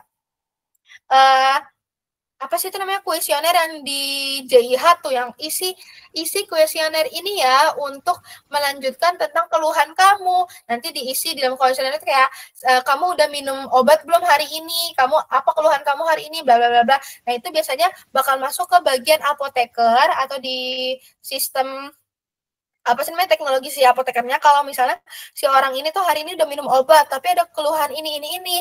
Nanti ketika orang itu datang untuk konsultasi yang selanjutnya, udah ada data nih, selama nih orang minum obat, nih orang tuh mengalami keluhan A, B, C, D, berarti ada inkompatibilitas atau ada suatu hal yang tidak cocok di dalam diri dia dengan obat ini gitu. Atau bisa juga kalau nggak elektronik pakai buku harian pasien, dikasih obatnya, nih tolong tulisin ibu, bapak, kakak, adik, mas, mbak, teteh, kalau misalnya minum obat ditulis di sini ya, misal hari ini udah minum obat belum, keluhan yang dirasain apa. Nanti pas datang ke RS-nya lagi itu ngasih bukunya, nih buku minum obat saya, nanti dilihat ada keluhan ini di tanggal segini, ini baru 3 hari pemakaian tapi udah muncul suatu hal yang tidak diinginkan atau terdapat efek ini gitu. Itu untuk cara mengukur kepatuhan. Terus kita sebagai apoteker terus ngapain sih? Kita harus menjelaskan ya, Dek ya, karena nggak semua orang itu paham. Kayak tulisan 3 kali 1 itu diminumnya kapan aja sih? Dalam jangka waktu 8 jam sekali itu minum. Terus habis itu kayak misalnya ini yang tadi kata Hasna sama Helga itu kan di contoh ada banyak banget obat. Kita jelasin, oh iya ini obatnya banyak karena ini gini. Yang satu buat ini agar tidak terjadi ini. Yang satu untuk ini. Terus habis itu, tapi kita bisa kok untuk menyatukan ke-6 obat ini biar Anda tidak perlu meminum banyak obat gitu. Membuat intervensi inovatif untuk meningkatkan kepatuhan masyarakat terhadap pengobatan. Ini tuh kayak contohnya membuat obat seakan-akan jadi menarik untuk diminum, kayak kayak brainwash para pasien bahwa obat itu penting untuk diminum gitu. Terus mengevaluasi dan memahami mengapa orang tidak minum obat mereka. Nah, itu jadi kayak kita tuh pas aku datang ke sana terus aku masih ada sisa obat, itu pasti ditanya sama bagian apotek sama dokternya, kok nggak habis, kamu kenapa, bla bla bla bla bla bla. Nah, itu untuk evaluasi dan memahami kenapa sih aku nggak minum obat gitu. Aku bilang, aku nggak bisa minum pil yang gede. Akhirnya aku dikasih obat bubuk.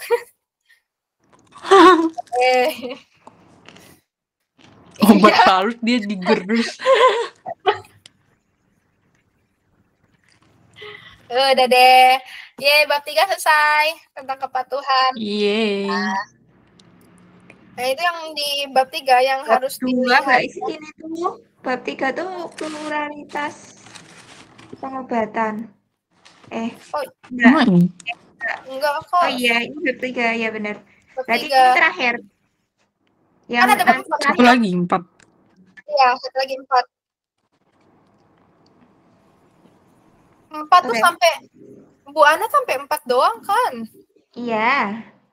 Sampai stigma. Kalau stigma dipisah berarti ada 5. Tapi kalau stigma nggak dipisah ada 4. Stigma anaknya cuy. Stigma boy. Udah deh. Stigma boy. Di kepatuhan yang perlu dihafalin itu ini dampaknya ini nggak ada di sininya ya. Ini dihafalin, maksudnya dipahami kenapa bisa terjadi peningkatan harga obat, terus kenapa bisa terjadinya orang tidak patuh, terus hasil dari tidak patuh itu apa? Peningkatan obat, harga obat, terus itu peningkatan resistensi, terus habis itu juga obat yang harusnya efektif jadi tidak efektif karena makanya asal-asalan, terus juga menurunkan kualitas itu dan lain-lain. Itu pokoknya dampak ketidakpatuhan itu harus dipahami. Terus yang istilah kepatuhan kalau bisa ya hafal yang WHO-nya aja. Soalnya sisanya sama kok. Sama ini, hambatan kepatuhan ada 3. Nanti takut disuruh jelasin, at least kita udah tahu lah secara gambaran besar kayak gimana. Udah deh. Aku sebenarnya masih bingung tentang itu sih, kayak pelayanan kesehatan, pelayanan penyedia layanan kesehatan sama sistem layanan kesehatan itu bedanya apa?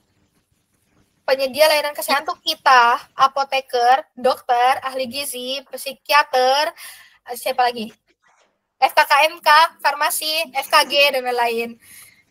Tapi kalau sistem layanan kesehatan itu komputer atau yang dibuat sama teknik biomedis, itu alat-alatnya itu masuk ke dalam sistem layanan kesehatan.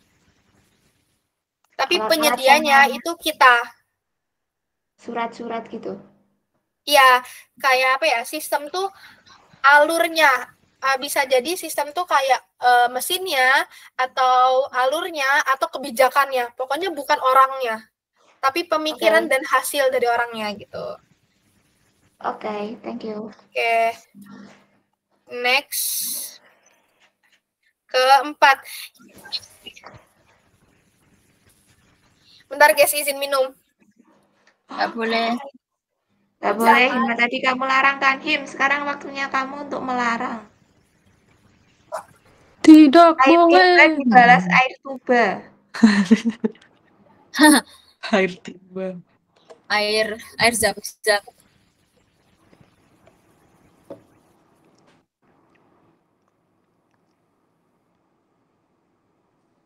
Habis ini soal lagi nggak, Prof? Kenapa nggak langsung STL aja? Udah jam 10, kalian nggak mau tidur cepat? Mau. Apa yang cepat? Mau lah. Capek. Lagian juga besok siang. Jam berapa? Iya, besok. Nggak jam 8? Enggak. Besok jam 1. Allah. Ya Siapa kan? yang jam 8? Walah. Udah 9 Hah? kali. Tadi minta dimasukkan ke rumah. Gak mau aku. Oh, udah ada janjian tahu sorenya. Sorry. Siapa yang mundurin sampai jam 1? Kenapa nggak jam 8 aja? Dari awal jadwalnya. Iya, siapa yang buat jadwal? Kenapa tiba-tiba jam 1? Orang biasanya jam 8? Gak suka aku gak merasa aku. Aduh. Halo, dengar suaraku nggak?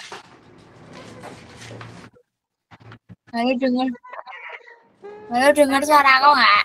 Dengar. Dengar.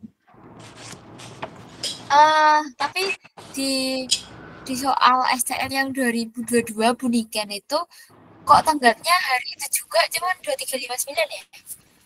Tapi kata-kata sih semingguan gitu, tapi aku jadi rancu gitu. Apa itu nggak tugas? mau jadi Kartini. Apa itu tugas itu ya? Yang setelah UTS. Dipaksa nggak mau. Enggak. Apa? Blok aja, blok. Bilang aja nggak mau. Aku bilang aja bilang, nggak mau, Nggak mau. nggak mau blok gitu, nggak mau blok. aku bilang, Teror deh, teror. Iya.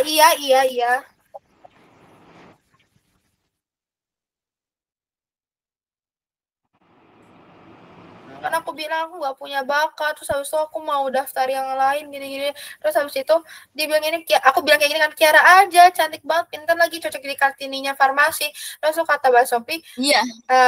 Kamu punya bakat, bisa menari, baca puisi, monolog dan lain-lain. Lo mikir lah ngapain gue begitu. Terus habis itu dia bilang, pasti bisa kok, Ca. Kamu juga ya, fix ya kamu mau. Oke, noted, Ca. Lah, maksa balik lah. Nggak mau banget. Spam. Pemaksaan. Red flag.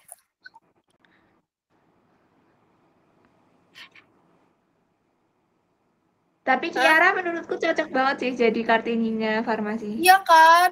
Kiara tuh kalau disanggul kelihatan loh kayak Kartini. Kan Kartini nggak pakai kerudung, nggak ada Kartini pakai kerudung. Iya. Udah Kiara aja. Noni soalnya. Kok rasis gitu? Enggak, maksudnya baju adat, apa sih itu namanya? Kebaya. Kebaya tuh cocok gak pakai kerudung, kan kebaya itu ngikut bentuk tubuh kan nggak boleh kalau ngikut bentuk tubuh.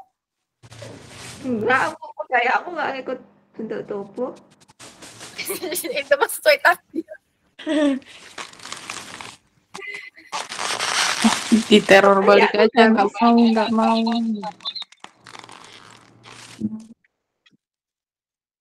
Iya.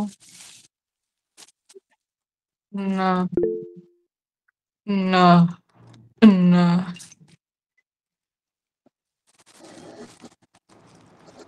Hai. Aku izin makan ya, multitasking. Aku pakai HP karena sinyalnya jelek. Pakai HP karena sinyal UGM jelek. Aku tidak pakai kuota. Udah. Tolak aja, Cak. Lagian Kartini itu ya ini sih tadi nanti lebih cocok, maksudnya lebih bebas sama yang nggak pakai jilbab gitu. Iya kan lebih bagus sanggulnya. Masa aku sanggulan?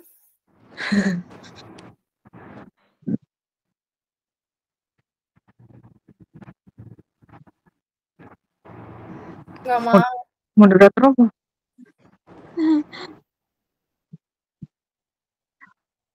Kalau ngikut gitu ya?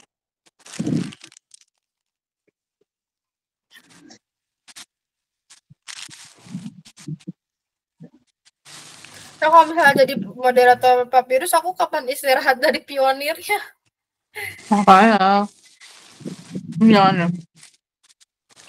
Kalau udah terjun sekalinya terjun, ntar ngikut mulu gitu nggak sih? Kiara aja, Kiara pinter, cocok, cantik, udah please Kiara aja. Kartini material.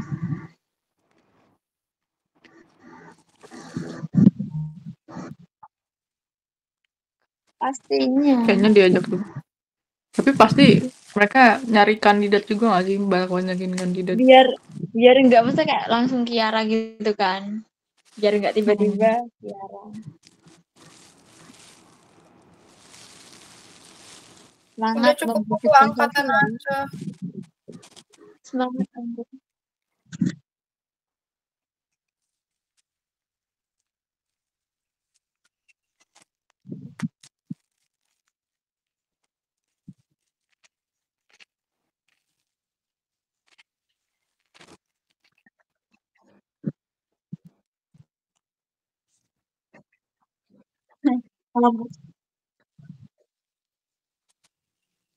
Gila.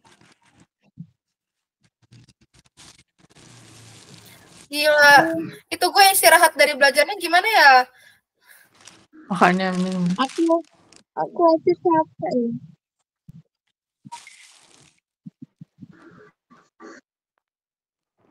Kesana kemari membawa alamat.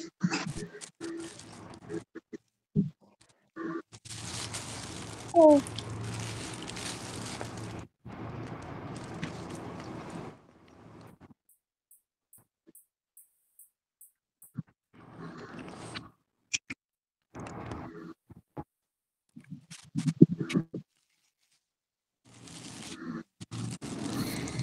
Semangat ya. Tengah kalian bilang ke Mbak Sophie kayak Sophie ini aja, Hasna aja, atau Hima aja, atau Karisma aja, atau Helga aja. sorry ya, tidak. Kalau aku tidak boleh ya.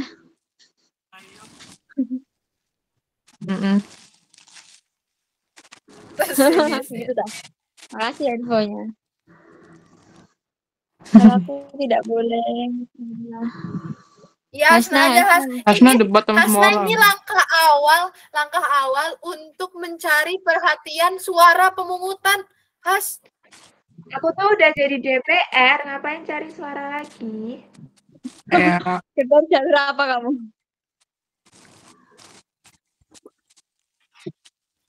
Nah, Sekarang udah hidup di 2045, kalian aja yang masih ketinggalan di 2000. Cocok banget kan, Kiara? Cocok banget, udah Kiara aja. Kamu bilang Mbak Sophie aja, biar kelas kita ada yang jadi. Lihat. Iya, itu. Cantiknya. Cocok banget kan, cantik kan? Nggak kelihatan nih. Cantik. Iya lagi. Dia tuh anggun loh, terus badannya juga tinggi, jadi cocok buat model. Makanya. Jangan-jangan dia masuk farmasi biar bisa jadi Kartini. Bilang aja kamu sibuk gitu, banyak kegiatan. Kan dia nggak bisa nolak.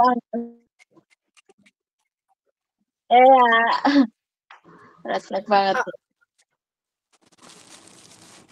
Kalau didaftarin aku keluar, maksudnya aku nggak bakal datang. Emang boleh? Nggak tahu sih. Itunya nggak nanti sih? dihujat loh kamu.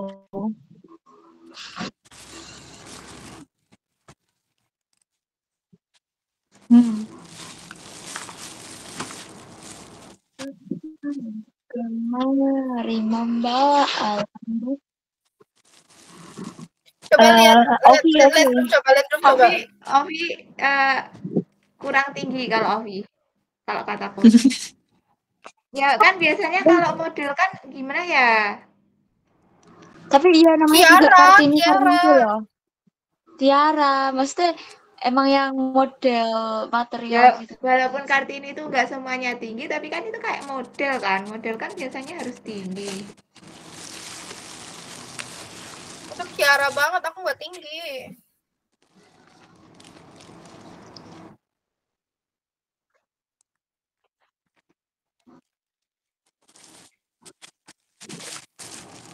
Ya aku kalau ngemodelin di depan cewek-cewek semua aku berani, tapi ini ada cowok, aku nggak mau. Oh, iya.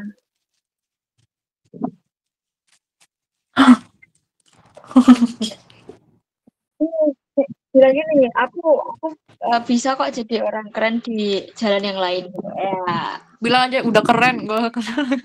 Udah keren. Udah keren. Nggak usah. Oke.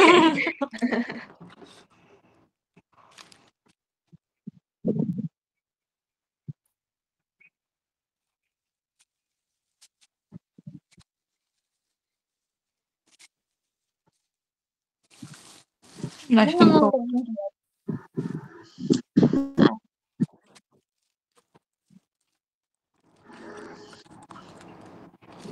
Aku sendiri ya, Cak. Aku nggak mau menyibukkan diriku sendiri lagi. Soalnya UTS dah kegelagapan gini. Ya aku takutnya ini nanti prokernya lanjut sampai UAS, terus habis itu harus ada undangan tak apa pas sebelum UAS, sedangkan nilai juga penting. Belum lagi kalau misalnya dipanggil BEM. Belum lagi dipanggil beliau. Gak apa, Cak. Gak apa, Cak. Tujuan kita apa? Karena tujuan akhirat. Lulus dulu. Ayo siap terjun.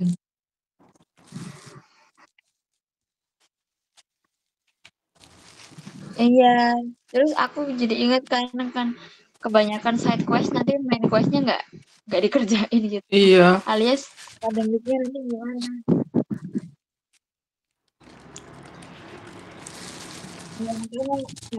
Dibatasi aja. Panitiaan sambil UTS aja aku masih kewalahan. Iya.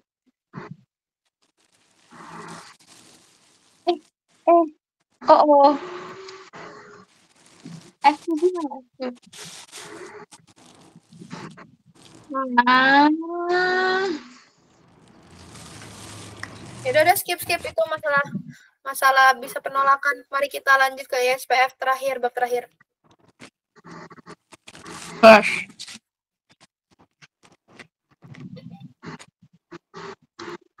Pluralisme.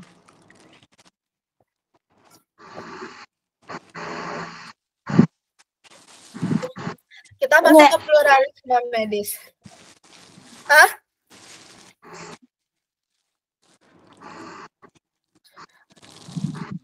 Komplementer alternatif medis.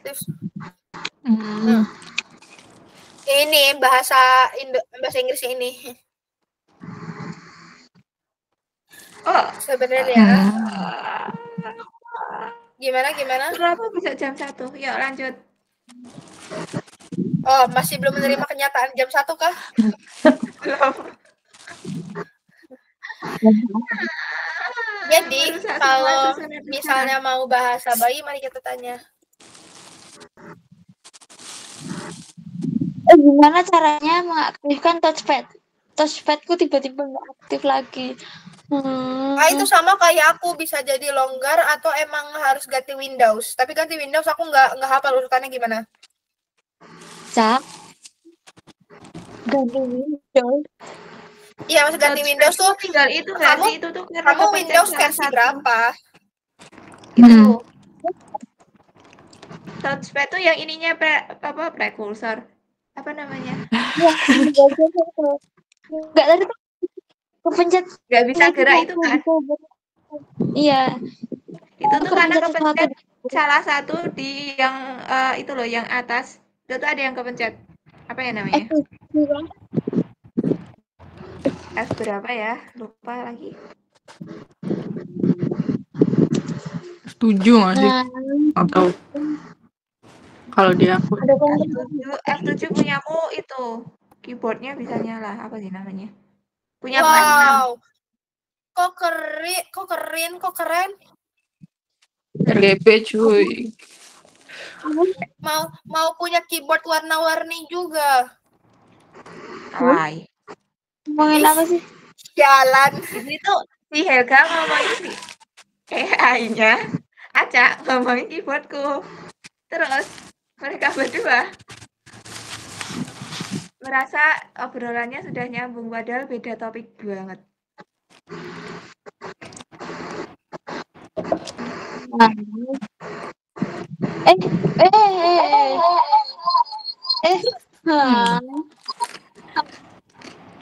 Sebenarnya nggak bisa pakai ya.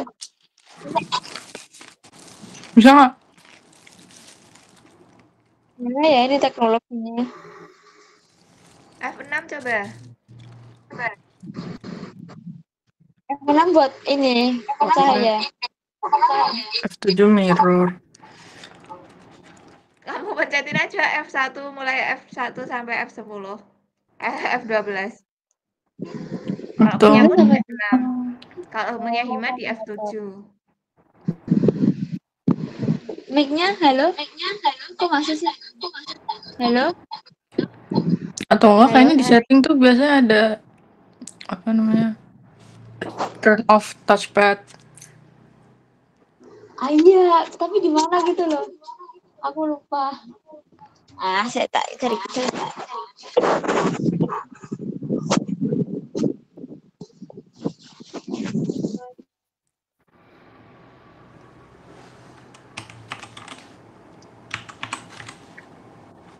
Udah siap semua?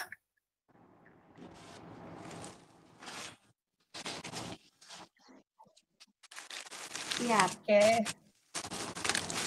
Insya Allah siap.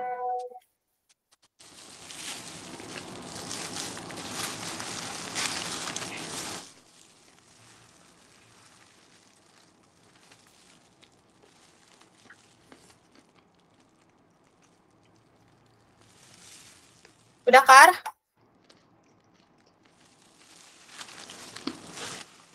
Udah belum sih?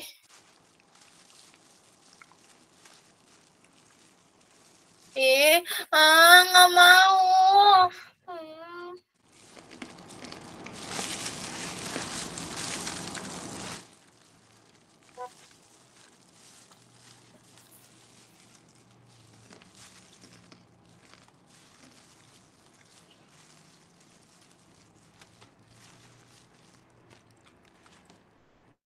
Udah siap? Karisma? Ayo guys. Ayo. Karisma, cepat. Tinggal aja deh. Kan Karisma pakai HP sama laptop, yang rusak laptopnya berarti masih bisa pakai HP, ya nggak? Oke. Oh iya. Oke, sekarang kita lihat tentang apa ini namanya pluralisme medis. Pluralisme itu apa sih? Yang tadi aku udah bilang, pluralisme itu adalah cara atau aksi yang diberikan oleh seseorang ketika menghadapi sesuatu. Nah, kalau misalnya pluralisme dalam pengobatan, berarti aku kira mau kuis. Berarti itu adalah tindakan yang diambil ketika menghadapi suatu penyakit. For example, nih di sini kan ada health provider atau penyedia layanan kesehatan. Ada orang yang sakit nih, contohnya dia butuh pengobatan. Nah, orang itu merasa tidak cukup kalau misalnya hanya ke formal medicinal konvensional atau alopatik. Nah, maksudnya formal medicinal konvensional alopatik ini kayak contohnya rumah sakit, puskesmas, klinik, pokoknya yang formal-formal itulah. Nah, kadang orang itu datang juga ke dia, ke yang non formal, ke penjamuan, bekam, apa sih itu? Apa ya kalau misalnya pakai jarum tindik tuh yang di tuk tuk tuk tuk tuk tuk. Akupuntur. Akupuntur, sama ke orang pintar atau dukun. Nah, itu tuh bisa menjadi alternatif. Kenapa orang pintar dibilang alternatif, tapi pokoknya orang kalau nggak bisa datang ke formal, ke rumah sakit, puskesmas, ataupun klinik, dia juga datang ke sini. Ke yang nggak, ya Allah, yang ke orang pintar, gitu. Nah, di sini formal atau medical konvensional alopatik itu dibagi jadi dua. Ada yang private atau rumah sakit swasta kayak rumah sakit Muhammadiyah, rumah sakit UII, rumah sakit UAD dan lain-lain. Atau ada public government, itu contohnya kayak RS Sarjito, RSGM, JIH dan lain-lain. Nah, biasanya yang private itu contohnya kayak klinik, praktek dokter, rumah sakit swasta. Tapi kalau misalnya public itu puskesmas, rumah sakit pemerintahan atau rumah sakit instalasi milik milih kampus yang biasanya udah di bawah naungan pemerintahan. Tapi kalau misalnya non formal itu biasanya itu contohnya ada ramuan, ada keterampilan dengan alat, contoh kayak akupuntur, bekam dan lain, ada yang keterampilan tanpa alat, itu tuh kayak pijit dan lain-lain, sama keterampilan dengan pikiran atau orang pintar atau bahasanya dukun. Nah, ini ada contoh-contohnya. Pokoknya intinya kalau misalnya di pluralisme itu adalah alternatif lain dari satu cara menyelesaikan sesuatu menjadi dua cara menyelesaikan sesuatu. Kalau di Indonesia, selain datang ke yang formal, itu bisa datang ke orang pintar, karena harganya lebih murah gitu. Terus lanjut ke sini. Nah, faktor-faktornya orang bisa milih-milih itu tuh kenapa sih? Itu karena adanya morbiditas yang dirasakan. Nah, maksudnya morbiditas tuh, ini gimana ya, kok kayak gini? Ngelag gak sih? Enggak kok. Oke, apa itu morbiditas? Jujur gak tahu. Ada tahu morbiditas apa?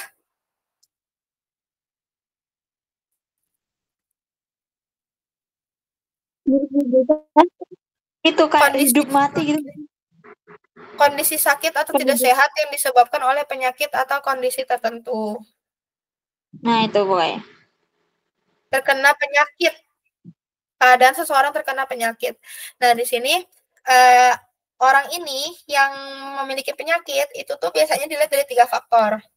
Ada yang faktor pertama itu sesuai karakteristik orang tersebut, apakah dia tipe orang yang aku lebih percaya ke yang formal, atau aku kata orang tua ikut yang ini aja yang murah-murah ke orang pintar dan lain-lain. Terus juga ada karakteristik dari pandangan mereka. Ada yang berpandangan tadi mirip ada yang berpandangan bahwa yang non formal atau orang pintar tuh lebih manjur, soalnya itu langsung pakai jin, contohnya gitu. Terus juga ada yang dilihat dari faktor pelayanan kesehatannya, contohnya di kota ini puskesmasnya jelek banget, mending yang jamu-jamuan, soalnya yang jamu-jamuan tuh udah jelas di tempat itu ya, di tempat itu di sini nggak ada rumah sakit yang bisa dipercaya, tapi di sini yang dipercayanya ada bekamnya, akupunturnya, berarti pakai pengobatan itu gitu.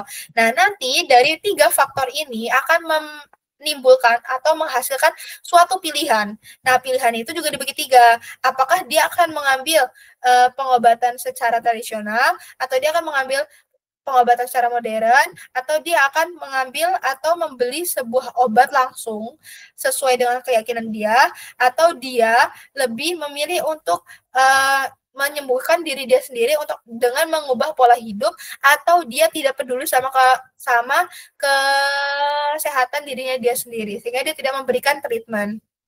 Alhamdulillah. Oke, selamat. Yeay.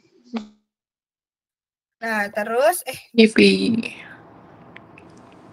Nah, terus lanjut. Ini contoh-contohnya bisa dibaca aja.